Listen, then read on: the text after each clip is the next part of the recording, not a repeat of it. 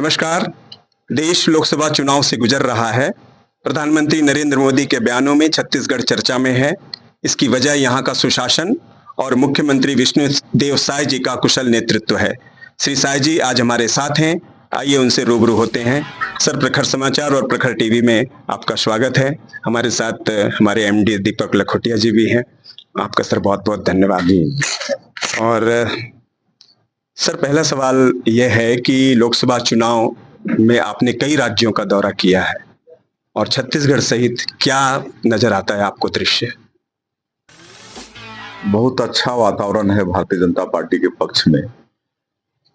छत्तीसगढ़ में हम करीब 75 विधानसभा गए और 100 से ऊपर कार्यक्रम हुए और सब जगह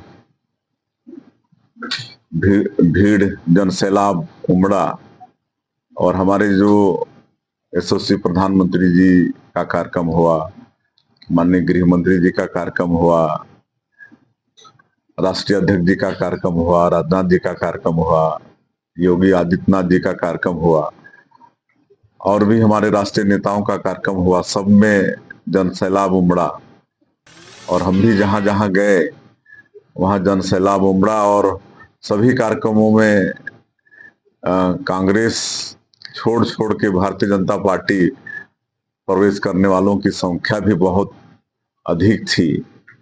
और जब 7 मई को हमारे प्रदेश का चुनाव संपन्न हो गया तो उसके बाद पार्टी के आदेशानुसार अन्य प्रदेशों में भी जाने का अवसर मिला। हम मध्य प्रदेश 3 बार गए, झारखंड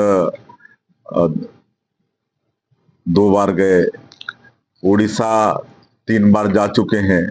कल और परसों 2 दिन का और दौरा है, तेलंगाना गए। तो इस तरह से वहां भी भारतीय जनता पार्टी के पक्ष में अच्छा वातावरण है और हम ये विश्वास के साथ कह सकते हैं कि जो हम लोगों का नारा है, मतलब 400 पार का, निश्चित रूप से एनडीए 400 पार इस लोकसभा चुनाव में कर रही है। सर, छत्तीसगढ़ की बात करें तो आपका जुड़ाव और आपका कार्य क्षेत्र, आपकी कर्मस्थली रायगढ़ और सरगुजा रही है।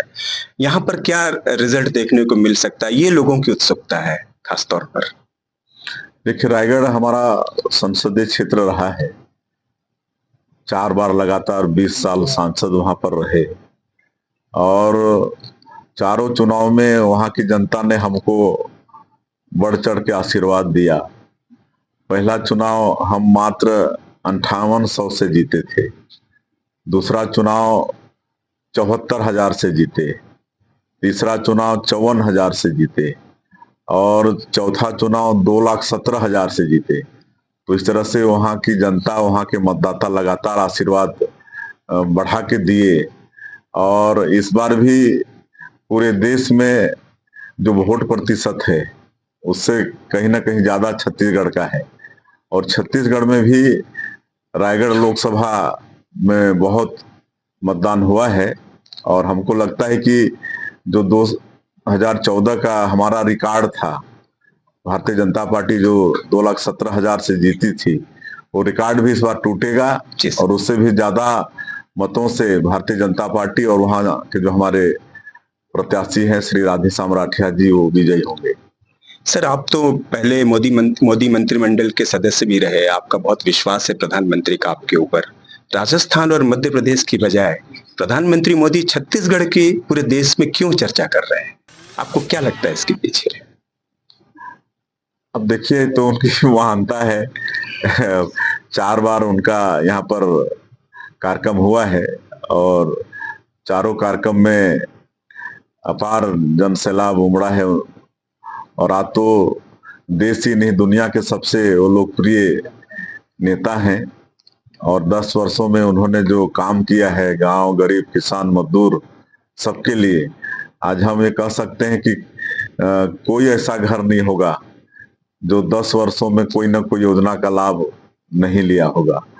तो आज एक एक बच्चा यशस्वी प्रधानमंत्री से आज वाकिफ है, उनको सब जानते हैं। सर, नक्सलवाद को लेकर छत्तीसगढ़ पूरे देश में चर्चा में भी है, हमेशा रहता आया है और आपके 6 महीने का कार्यकाल यदि देखें तो सबसे ज़्यादा सफलता नक्सलवाद के मोर्चे पर मिल रही है।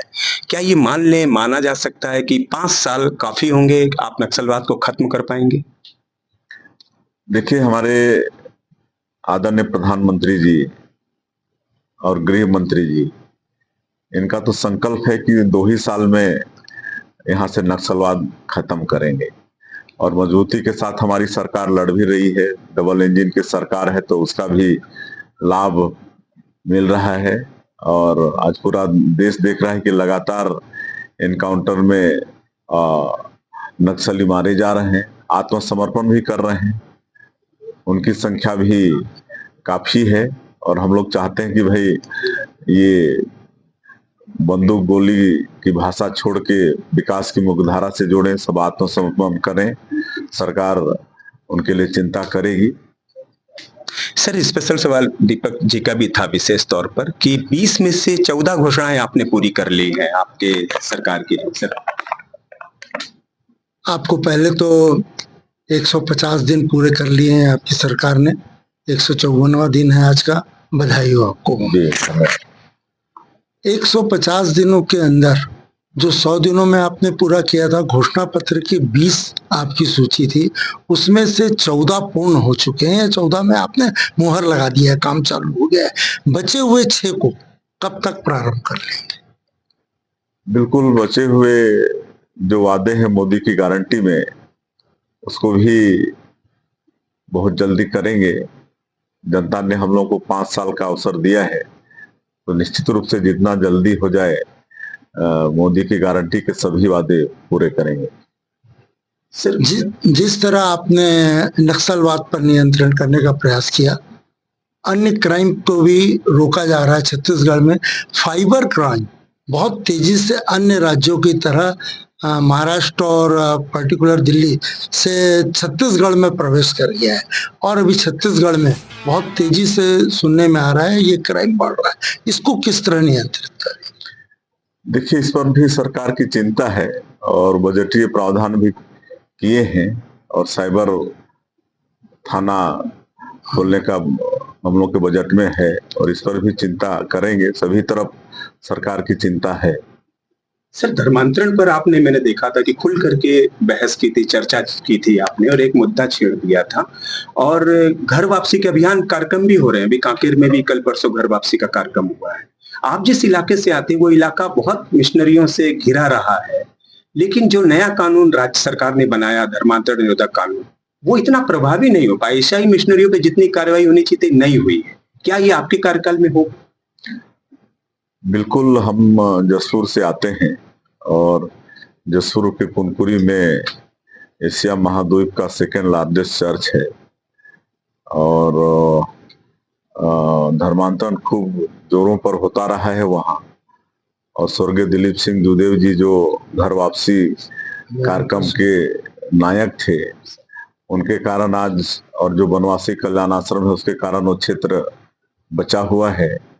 दिलीप सिंह दुदेव जी के नेतृत्व में हम लोगों ने उस क्षेत्र में धर्मांतरण के खिलाफ, गोहत्या के खिलाफ दर्जनों पदयात्राएं किए हैं, आंदोलन किए हैं और माननीय दिलीप सिंह दुदेव जी ने राज परिवार के होते हुए भी लाखों लोगों को जो धर्मांतरित हो गए थे उनको घर वापसी कार्यक्रम के तहत उनका अपने हाथों से पैर धोकर उनको वापस हिंदू बनाए, तब जाके वो क्षेत्र बचा हुआ है और हमारी सरकार में इसके लिए कानून है, लेकिन इसको और कड़ा कानून बनाने की आवश्यकता है जिस पर सरकार विचार करेगी। सर, तो जी एक अंतिम प्रश्न है ये कि इन 150 दिनों में जो आपकी सरकार ने काम किया, उसमें ऐसा कौन सा काम आपको लग रहा है कि वो काम सबसे अच्छा आपकी सरकार ने अब तक किया है? देखिए, वैसे तो सारे काम अच्छे हैं, क्योंकि प्रधानमंत्री आवास भी 5 साल गरीब लोग उससे वंचित हो गए और हम लोग की सरकार में कुछ लोगों के काम शुरू हुए थे, अगला किस्त नहीं मिलने के कारण वो अधूरे रह गए और 5 साल वो बिना घर के भी रह गए। लेकिन सबसे ज्यादा संतुष्टि देता है जो महतारी बंधन योजना है, जो महतारियों को 70 लाख से भी ज्यादा माता बहनों को जो 1000 रुपया देते हैं प्रति महीना, तो उससे जब हम जाते हैं उनके बीच में तो इतनी मतलब वो खुशी जाहिर करते हैं कि मतलब बहुत अच्छा लगता है। लगातार दे रहे हैं। ये लगातार दे रहे हैं। सर, दो छोटे सवाल है सर, बस अंतिम है ये। एक तो ये है कि जो रावघाट परियोजना है सर, छत्तीसगढ़ का बड़ा सपना है विकास मॉडल का। जी मोदी सरकार ने तो बहुत से हर्डल्स में कम पूरे भी कर दिए हैं। जी क्या आपके कार्यकाल में ये योजना शुरू हो पाएगी, रावघाट परियोजना? बिल्कुल होगी। पिछले समय में आप देखे होंगे कि रेलवे को सर्वाधिक पैसा मिले हैं और रावघाट परियोजना भी निश्चित रूप से हम ही लोगों के शासनकाल में वो पूरा होगा। सर, एक अंतिम सवाल जो जनता के बीच में है, और वो ये है कि छत्तीसगढ़ लोकसभा का चुनाव का परिणाम जो भी आए, क्या मंत्रिमंडल में फेरबदल होगा? कहाँ के? केंद्र वाले? रायपुर के, छत्तीसगढ़ के? अब ये तो देखिए वक्त आएगा तो पता चलेगा। वैसे एक तो पहले से खाली है, अब आदरणीय बृजमोहन जी सांसद बन के वो जाएंगे दिल्ली तो उनका भी खाली होगा, जी वक्त बताएगा। तो जी सर, थैंक यू सर। प्रखर समाचार, प्रखर टीवी से बात करने के लिए बहुत बहुत धन्यवाद, आभार।